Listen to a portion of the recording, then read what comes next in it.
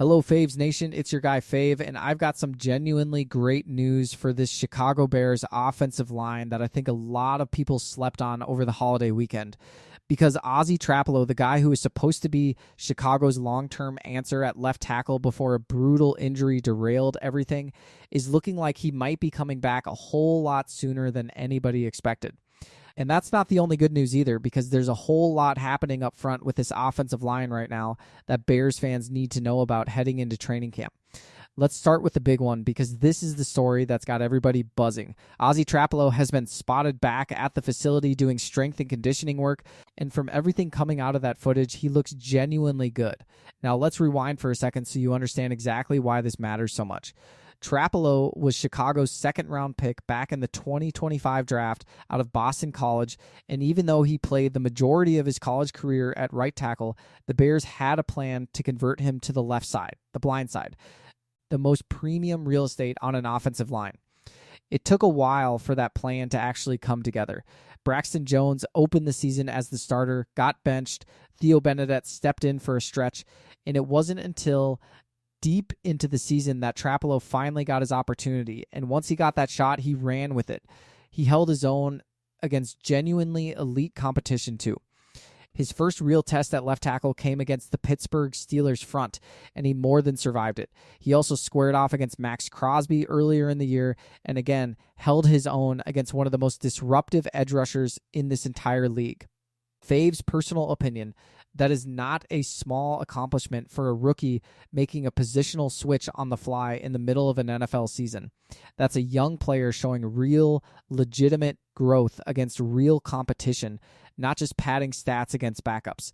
And then, right when things were clicking, right when Chicago finally felt like they had stability at that position after a full season of rotating bodies, disaster struck. Trapalo suffered a torn patellar tendon during the Bears' wildcard playoff win over the Green Bay Packers, an injury that immediately raised concerns he could miss a significant chunk, maybe even the majority, of this upcoming 2026 season. Patellar tendon injuries are no joke either. They're actually considered more unpredictable in some ways than a torn ankle, because the recovery timeline can vary so much from player to player, and there was real uncertainty about how his surgery and rehab would progress. But here's where the good news comes in, and this is genuinely encouraging if you're a Bears fan. Recent footage has shown Trapalo back at strength training, and the biggest detail jumping out to people who know this stuff, there's no knee brace on him at all. That is a legitimately great sign. When a player is still dealing with structural concerns or lingering instability, you almost always see some kind of brace or protective sleeve during this stage of recovery. The absence of one suggests his knee is stabilizing well and he's progressing ahead of a conservative timeline. Fave's personal opinion, and I know some fans want to pump the brakes on getting too excited off of one training clip, but you have to remember what this guy is working with physically in the first place. Trapalo is 6'8", over 312 pounds. And even accounting for all that size, he's looking leaner, more toned, and stronger through this recovery process than you'd expect this early. That's not just a good sign for his knee, that's a good sign for his overall conditioning heading into a season where he desperately wants to prove last year wasn't a fluke. There's also been some fun anecdotal stuff floating around too. One fan out on the East Coast claims to have spotted Trapalo out and about in the Boston area and said he even did a squat at a bar just to show off how far along his recovery actually is. Now look, that's obviously more of a fun, lighthearted detail than hard reporting, but it fits the overall pattern we're seeing. A guy who is clearly locked in and motivated to get back on the field as fast as safely possible. If Trapalo can beat the more pessimistic recovery timelines and get back onto the field by the middle of the season, that would be an enormous boost for this offensive line, because right now the left tackle picture in Chicago is still genuinely murky. Braxton Jones is currently the presumed starter heading into camp, but Fave's personal opinion, I don't think that job is fully his to lose if Trapalo shows out in camp reps once he's cleared. Jones is a good physical run blocker. There's no denying that part of his game. But the bull rush has been an issue for him at times. And if you put me on the spot and ask who my QB1 at left tackle would be if Trapalo were fully healthy right now, I'm taking Trapalo. No hesitation. Ben Johnson has been consistent about this all along too, saying repeatedly that he's going to play whichever guy gives his team the best chance to win the game, period, regardless of draft status or incumbency.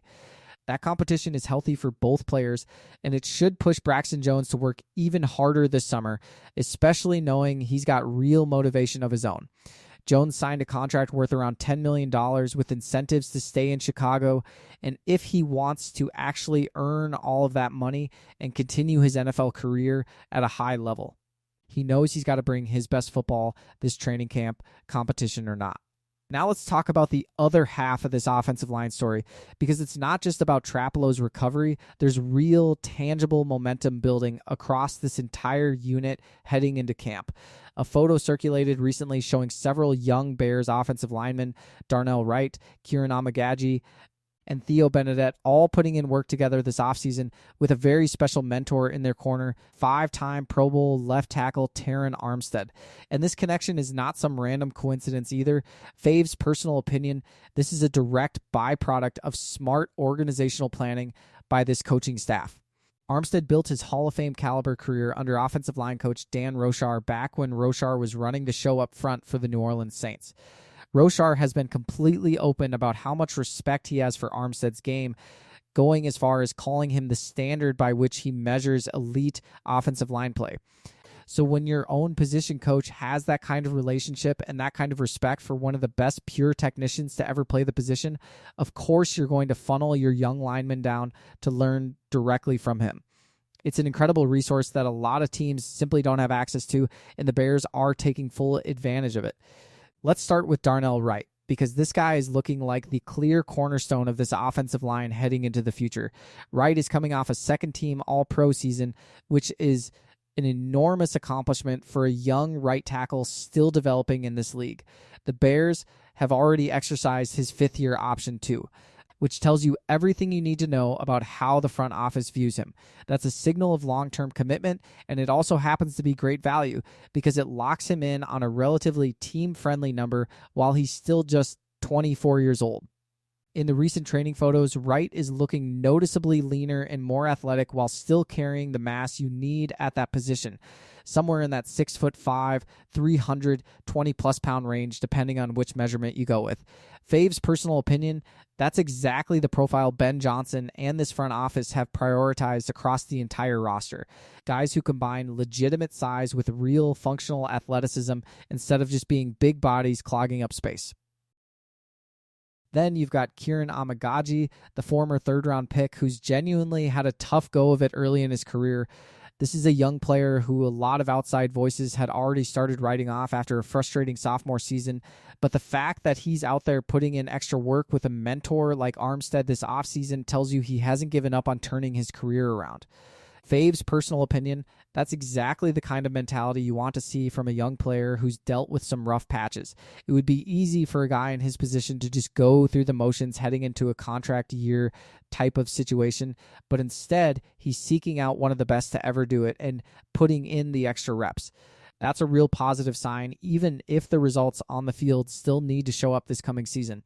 And then there's Theo Benedette, who's quietly become one of the more versatile, dependable pieces on this offensive line. Benedette started a significant chunk of games last season when Trapalo went down and Jones dealt with his own issues, and by every account, he held his own in that starting role. Seeing him show up in these same training sessions looking noticeably bigger and stronger adds another layer of quality depth to a group that desperately needed reinforcements up front just a couple years ago. Here's the bigger picture, Fave's personal opinion to wrap this whole thing together. 2 years ago, the offensive line was one of the clearest, most obvious weaknesses on this entire Chicago Bears roster. Caleb Williams was getting hit at an alarming rate, the running game struggled to find any consistent push, and there was no real identity up front. Fast forward to today, and this unit has completely transformed into one of the genuine strengths of this football team. You've got Joe Thuney and Jonah Jackson brought in to stabilize the interior. You've got Darnell Wright ascending into legitimate all-pro territory at right tackle. You've got a young left tackle in Ozzie Trapalo who flashed real, legitimate starter-caliber play before his injury and now appears to be recovering ahead of schedule. You've got quality depth in Theo Benedette and a former third-rounder in Kieran Amegadjie who's fighting to prove his doubters wrong. And now you've got all of these guys spending their own personal time this offseason training with one of the best left tackles of the last decade, a direct line back to their own position coach's most successful years in this league. That is not an accident. That's a coaching staff and a front office that identified a problem, went out and fixed it through both the draft and free agency, and then built a genuine culture of extra work and accountability on top of that talent. If Trapelo does come back healthy by the middle of the season the way some of these reports are suggesting, this offensive line has a real chance to be one of the better units in the entire NFL. Not just a serviceable group anymore, but a genuine strength that helps carry this team deep into January. That's the story. Faves Nation, a rookie left tackle who tore his patellar tendon in the biggest moment of his young career, now showing real, tangible signs of ahead of schedule progress. A right tackle locking down his long-term future in Chicago off the back of an all-pro season. And a whole group of young offensive linemen putting in extra work this summer with a Hall of Fame caliber mentor because their own position coach made that connection happen. This offensive line has completely transformed, and the recovery timeline on Ozzy Trapelo might end up being the single biggest storyline to watch heading into this Bears season. Now I want to hear from you. Who's your week one left tackle if Trapelo isn't fully ready to go? Braxton Jones, or do you wait for Trapelo no matter what? And how big of a difference does it make for this offense if Trapelo really is back by the middle of the season? Drop it all in the comments. I read every single one. If you're new to this channel, hit that subscribe button right now because we bring you real, honest Chicago Bears coverage every single day. Smash that like button if this update got you fired up about this offensive line. Tag a Bears fan who needs to see this, and I will see you in the next one. This has been Fave, signing off. Faves out.